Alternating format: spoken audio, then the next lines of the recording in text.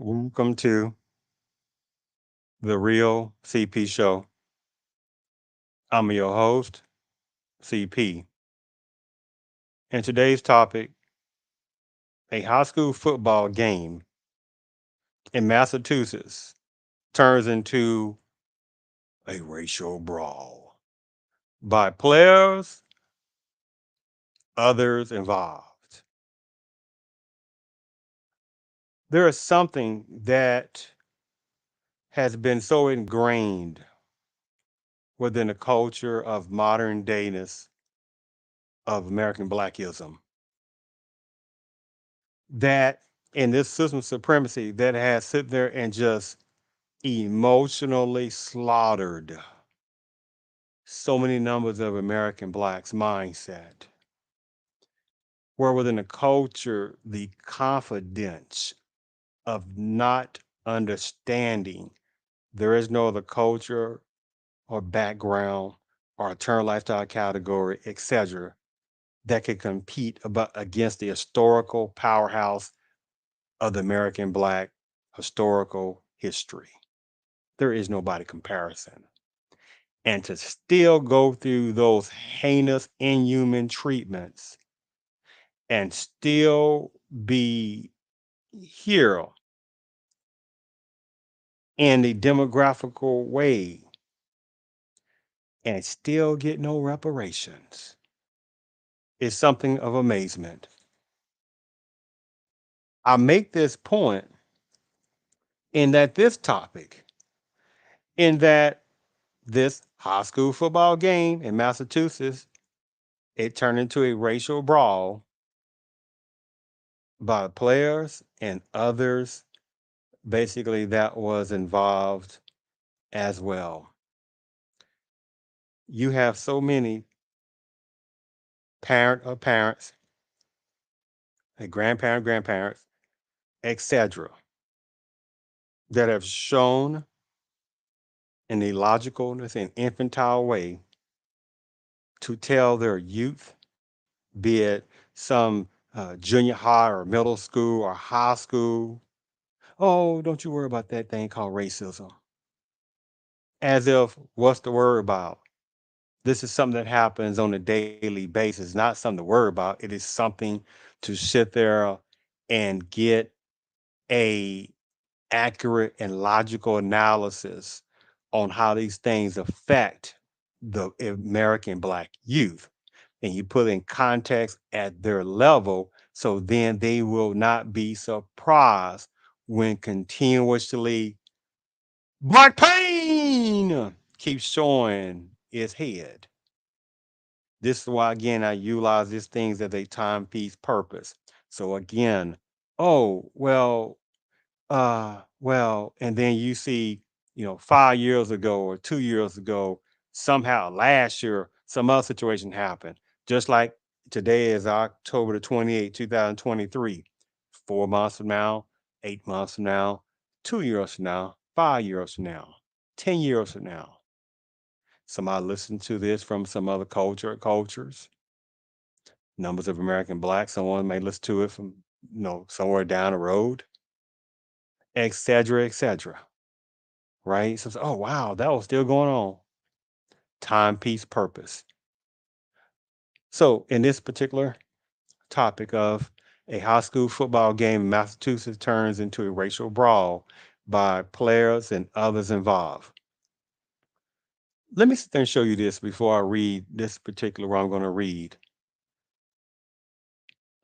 Oh, I come from Alabama with my banjo on my knee. As I grind to Louisiana, my true love for to see. Oh, it rained so hard the day I left, the weather it was dry. The sun so hot I froze to death. Susanna, don't you cry. Oh, Susanna, don't you cry for me. I've come from Alabama with my banjo on my knee. Hmm,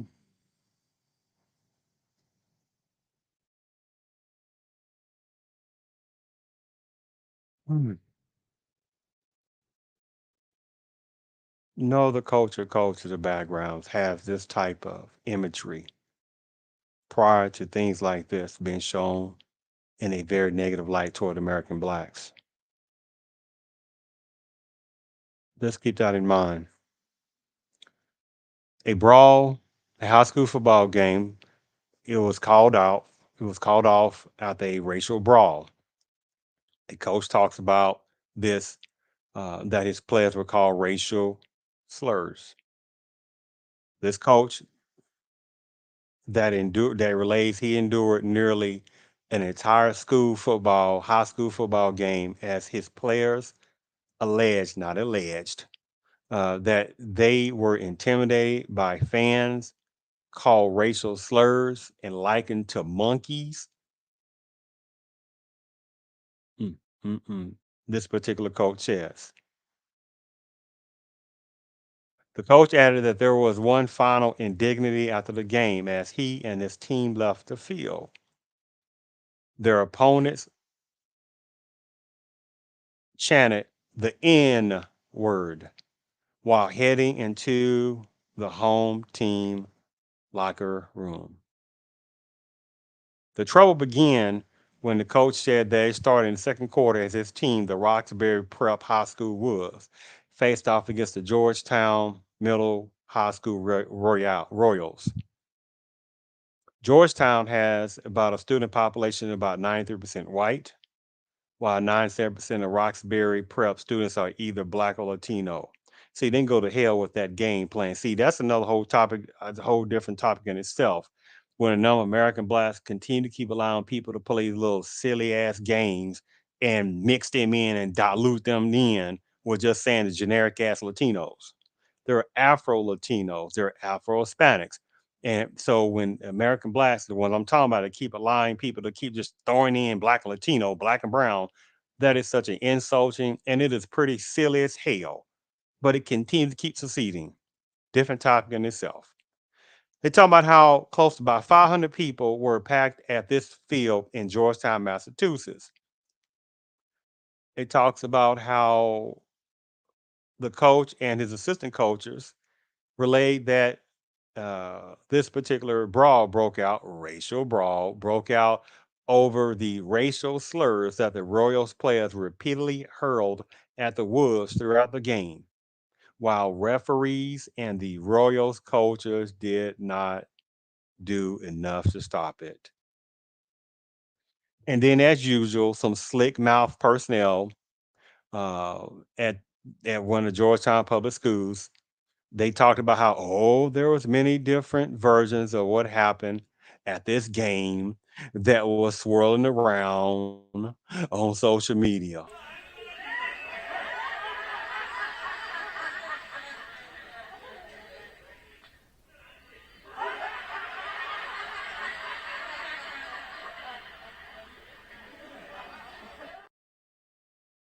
Yeah, that's what they do when they say the nonsensical piece of shit rhetoric like that, right?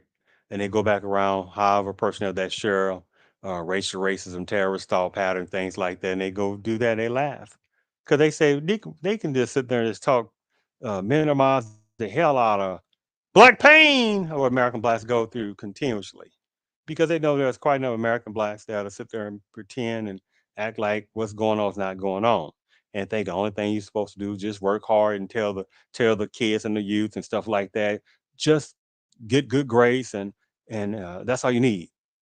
And then things like this continue to keep happening. That's sick. So he talks about how they said the football game is the latest string of incidents involve alleged racial taunts against high school athletes. Very generic when they say high school athletes.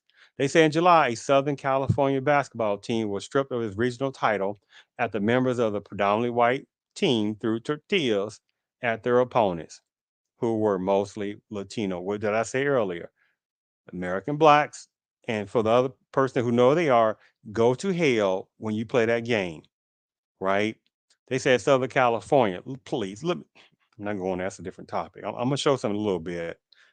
Uh, you know what? Let me show some right now before I continue.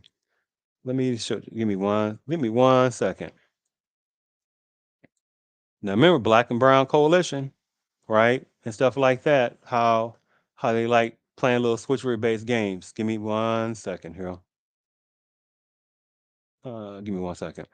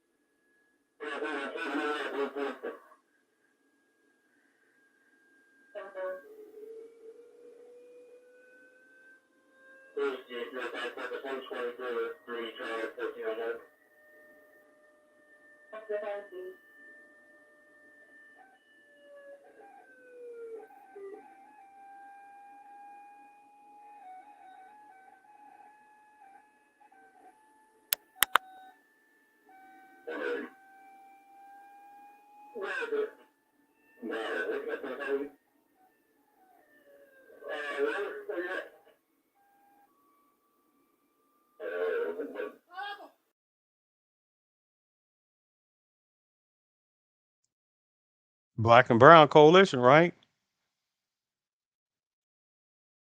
Black and Brown, right? And they think people like these particular people are going to be sitting there like, oh, yeah, we need to sit there and hold hands with American blacks. They not care about American blacks. They're coming over here with their own agendas and to keep continuing to bypass American blacks and laughing. Let's continue. So the coach said that the problem started just before halftime when one of his players told him an opponent had called him the N word twice. The coach said he reported the incident to the head referee and one of his assistants. The ref promised to speak to the Royals, but the coach said he's not sure the seriousness of the situation took hold.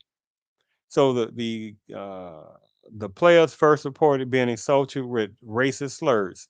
The coach said he told them during halftime to respond using our pads. Uh, but in the second half, the coach said things appeared to be escalating. His players kept reporting that the Royals were calling them the N word and comparing them to apes and monkeys.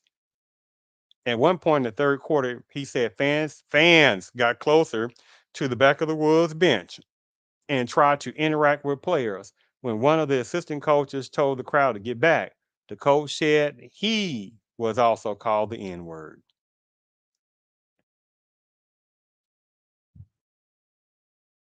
The coach said that a Royals player shoved one of his guys, who was then grabbed and held by another Royals player. That led four Wolves players, the coach, and other coaches to rush the field during the melee to separate the two sides.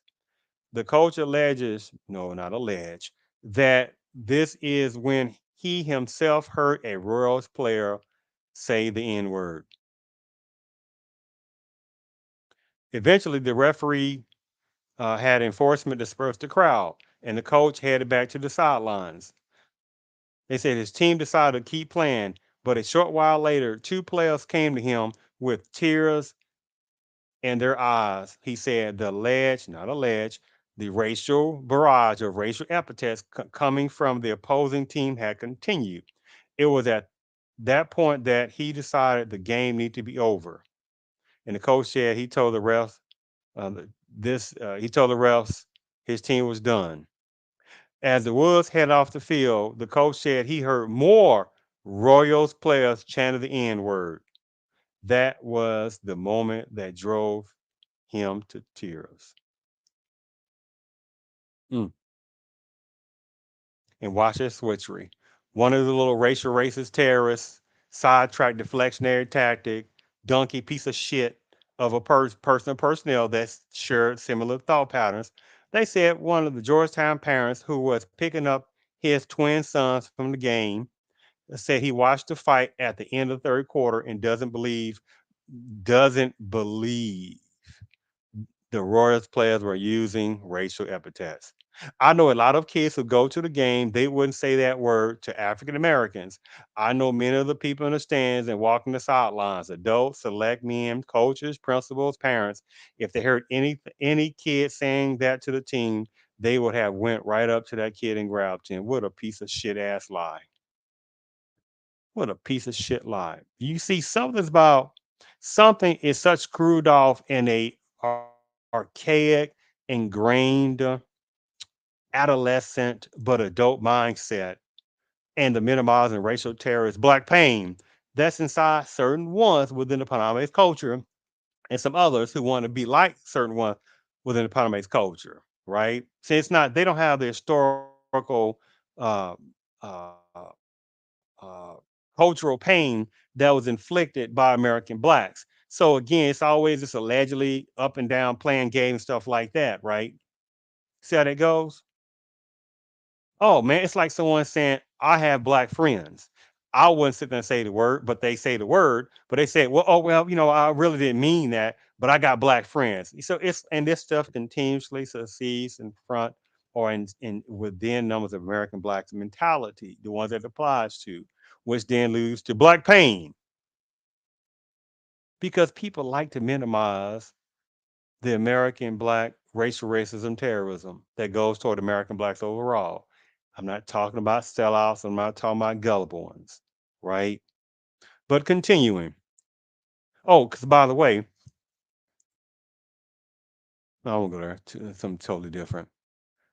So they said that the tension has continued in the week and a half since the game.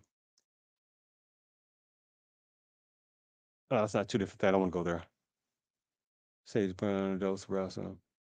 The coach said he was disappointed that the adults, the refs, the Royals coaches, and I guess however some parts of enforcement did not do more to intervene after he and his colleagues reported the racial racist language. His players had traveled about an hour and a half to play a game they enjoy. Instead, it was made into a traumatic experience for them. Mm.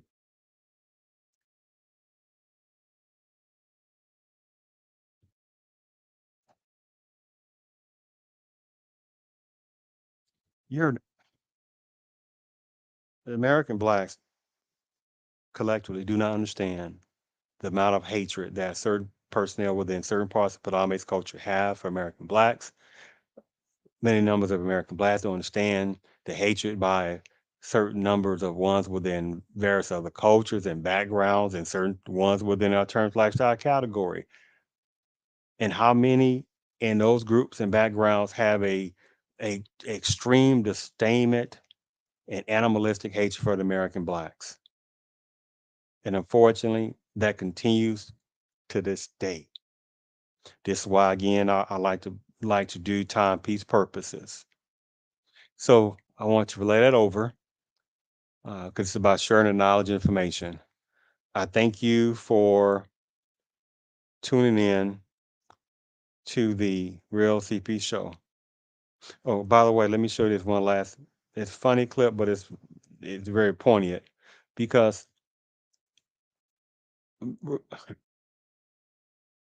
if